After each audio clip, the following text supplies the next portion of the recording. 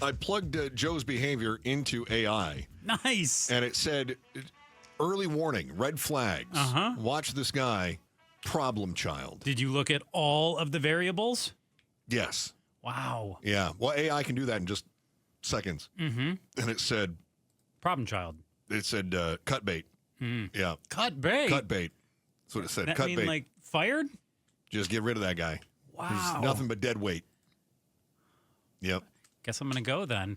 Well, Pablo saw it too. I mean, Pablo backed me up on it. A lot of that. Well, I definitely trust Pablo. Can you imagine if a company started using AI to identify which employees would eventually be any good or eventually be very bad at their jobs based on prior performance?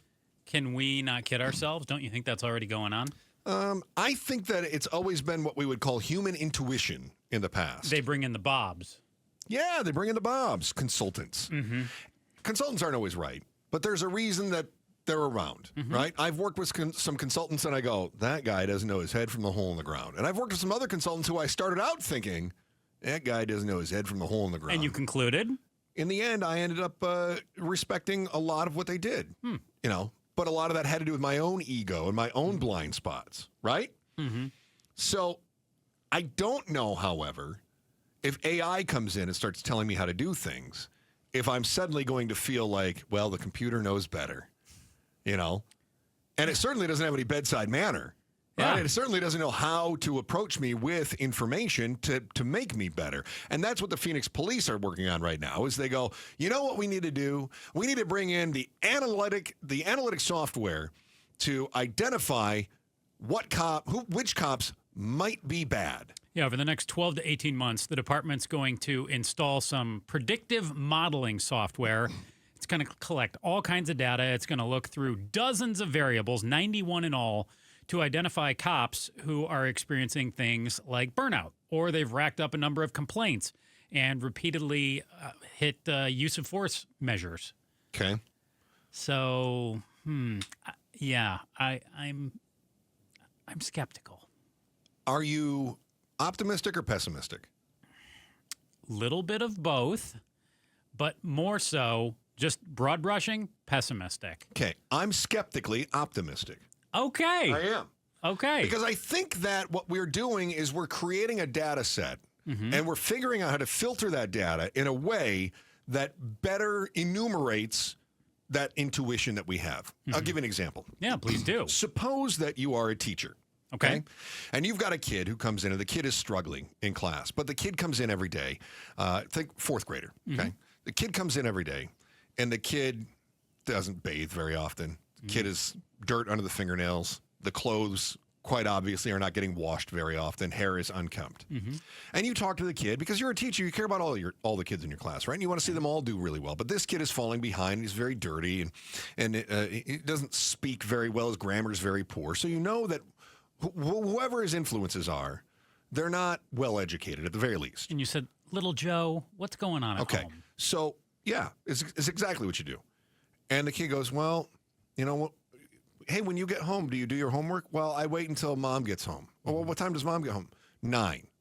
Oh, well, where's your dad? Oh, he's in jail, right? And what's he? Oh, he is. I'm so sorry to hear that. Yeah, he got caught. He was stealing cars, right?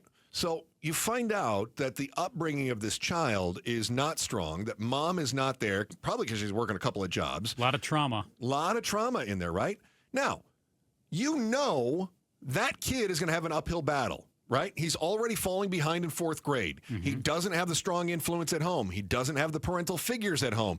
The figures that he does have a troubled history. And as we know, people tend to repeat the mistakes of their predecessors. Fair. Yeah, okay. So that said, do we need predictive software to say this kid has got an uphill battle?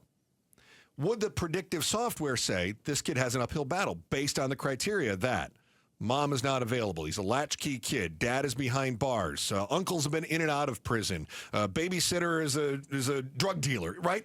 If you start entering all of these things in, your predictive model is going to say, this is not looking good for this kid. Yeah. And here are potential steps to be able to help him. Okay. Right? Sure. Is that a bad thing? it's a thing. It's not inherently bad.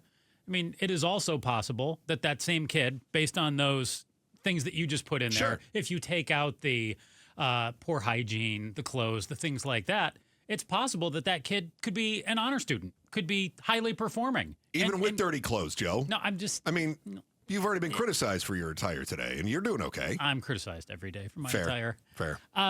No, but I'm saying like those signs are more things that, you know, I don't know, I feel like you can just detect on your own as you sense them. Agreed. So when we talk about the police using predictive modeling, Yeah. ultimately what they're doing is they're saying, let's figure out a way to enumerate so that the algorithm can tell us, okay, it's a combination of the kid doesn't have a parent at home helping them get ready for school every day. Mm-hmm. The kid doesn't have clean clothes. The kid doesn't have a male role model. The kid doesn't have a consistent babysitter. The kid doesn't have access to the school books, doesn't have internet at home. All of these different things, right? Mm-hmm. So if you have an officer that's on the street and you go, well, I've got this officer and he's pulled his gun X amount of times and that's more than other officers, we might go, oh, okay, well, that's something. But if you know that that officer has pulled their gun X amount of times and they've had X amount of excessive force complaints and you know that they have not shown up for work a certain amount of times and you're able to analyze some maybe associates of said individual and now the computer is compiling all of that for you and you can say that's an officer we got to keep an eye on and maybe all they need is more training. Just like maybe little Joe just needs some tutoring, just needs a mentor. Maybe not even that. Maybe supervisor talks with them and finds out, hey, when we're looking at 91 variables here. And that's how many are in this program. Correct. Yep. Maybe there is a good reason that these things are going on. But, sure. But it's worth flagging said officer and having a discussion with them to talk with them. Now, suppose you've got a number of officers that are working a similar area of town. Okay. And all of those officers are getting flagged for the same sorts of things. Mm-hmm. That may be indicative, not that you've got a bad group of officers, but that part of town needs specific attention into a certain realm. So suppose you've got officers that are using excessive force or have numerous excessive force complaints in, say, South Phoenix, right? You go, okay, does that mean that our South Phoenix cops are all bad?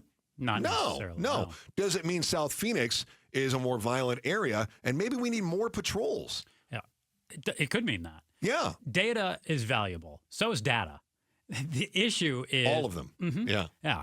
The issue is what's done with it and how is it put to use. That's my pessimism. Okay. That's I'll say. Where it can be great as you lay out, but it could also be, used for not so good. It could be used to potentially bench an officer who hasn't done anything wrong. Like you just pointed out. But there'd be data there, wouldn't there? Yes, there would be data there, but again, maybe there's reasons that this officer has acted in the way that they have. Like you laid out, maybe crime is higher in a certain part of the city, sure. Or maybe certain officers use certain discretion that other officers don't. Again, I like the discussion piece of it. What I don't like necessarily is the big brother piece of it and officers feeling like somebody could be looking over their shoulder without their input. Doesn't an officer always have that? Or in this case, not even someone looking over their shoulder like a supervisor, but something. Okay. Like how did these 91 variables get put together? Like, okay, is it done with trust or is it done with mistrust in mind? So let's do an exercise. Let's do a good idea, bad idea. Well, I'm already fired today, so I'm up for anything. This will be your last show. Uh-huh. I'll let you decide if this is a good idea, bad idea. You might be able to save your gig. Pablo, you're in tomorrow. If you're any good at this, maybe I'll enter it back into the algorithm and see if you are worth keeping around. Thanks for watching The Chris and Joe Show. Click to see more from Chris and Joe and tap the button in the middle to subscribe to KTAR News.